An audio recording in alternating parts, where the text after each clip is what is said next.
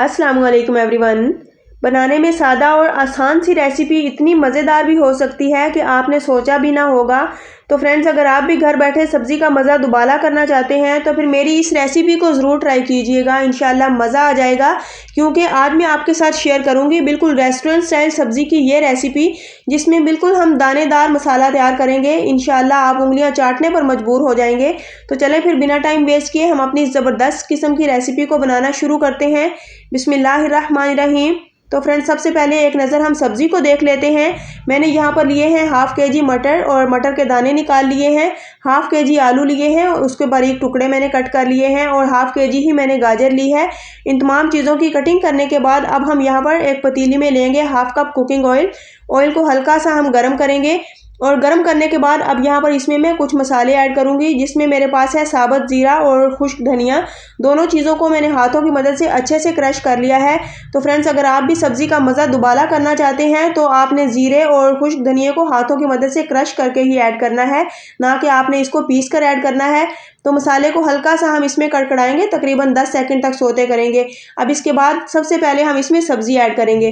अक्सर घरों में हम सब्ज़ी को इस तरीके से बनाते हैं कि पहले हम प्याज़ों का मसाला रेडी करते हैं, टमाटर उसमें डालते हैं, मसाला जार डालते हैं और फिर उसके बाद सब्ज़ी ऐड की जाती है।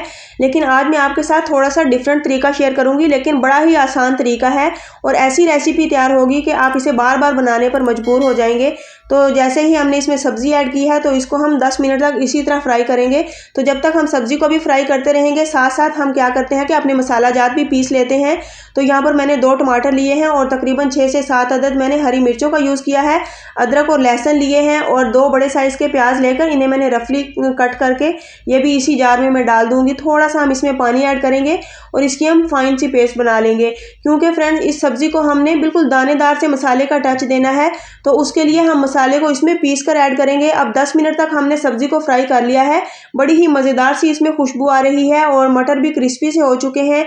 तो अब ये तमाम पिसा हुआ मसाला जात हम इसमें ऐड करेंगे और बिल्कुल थोड़ा सा पानी का अंगाल भी इसके अंदर डाल देंगे, ताकि जो जग के अंदर मसाला लगा हुआ हो वो भी ज़ाया ना हो और उसे भी हम अपनी सब्ज़ी में शामिल कर दें। तो यहाँ पर मसाले को इसके अंदर डालने के बाद एक बार इसको मिक्स कर लेंगे। तो फ्रेंड्स, अब यहाँ पर इसकी मिक्सिंग के बाद हम इसमें कुछ स्पाइसेस भी ऐड करते हैं। तो मैं यहाँ पर इसमें नमक ऐड करूँगी, तकरीबन हाफ़ टेबल स्पून। यहाँ पर मैंने हल्दी पाउडर लिया है 1 टीस्पून के बराबर और पिसी हुई लाल मिर्च मैंने तकरीबन 1 टेबल स्पून के बराबर यूज़ की है। 1 टीस्पून मैं इसमें डाल दूँगी कुटी हुई लाल मिर्च। तो ये बेसिक मसाले मैंने यहाँ पर ऐड किए हैं। आप मसाला जात की मिकदार अपनी रेसिपी के हिसाब से ले सकते हैं या फिर अपने टेस्ट के अकॉर्डिंग कम या ज़्यादा कर सकते हैं। तो ये तमाम मसाला जात ऐड करने के बाद अब यहाँ पर इस सब्ज़ी के साथ हम इसकी भुनाई करेंगे। तो ये तमाम चीज़ें ऐड करने के बाद फ्रेंड्स, आपने इसको लगभग 4 से 5 मिनट लाजमी भूनना है, क्योंकि सब्ज़ी की भुनाई तो हम पहले ही कर चुके हैं, लेकिन इसमें अभी हमने जो प्याज टमाटर और लहसुन अदरक शामिल किए हैं उसकी भुनाई करना बाकी है। तो उसके लिए आपने इसको 4 से 5 मिनट लाजमी भूनना है।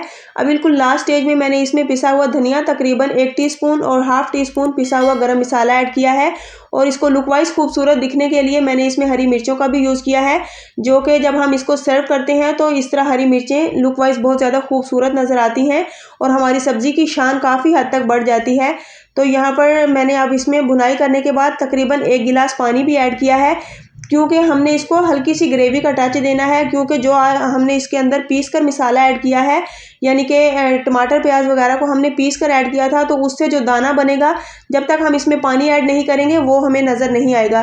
तो जैसे ही हम इसमें पानी ऐड करने के बाद इसको पकाएंगे तो बिल्कुल हल्का सा ग्रेवी का टच बाकी रह जाएगा। तो फ्रेंड्स, पानी ऐड करने के बाद अब मैंने इसको पकने के लिए छोड़ दिया था। तकरीबन 4 से 5 मिनट में ही तमाम पानी इसके अंदर खुश्क हो चुका है और बिल्कुल हल्की सी ग्रेवी इसमें बाकी रह गई है।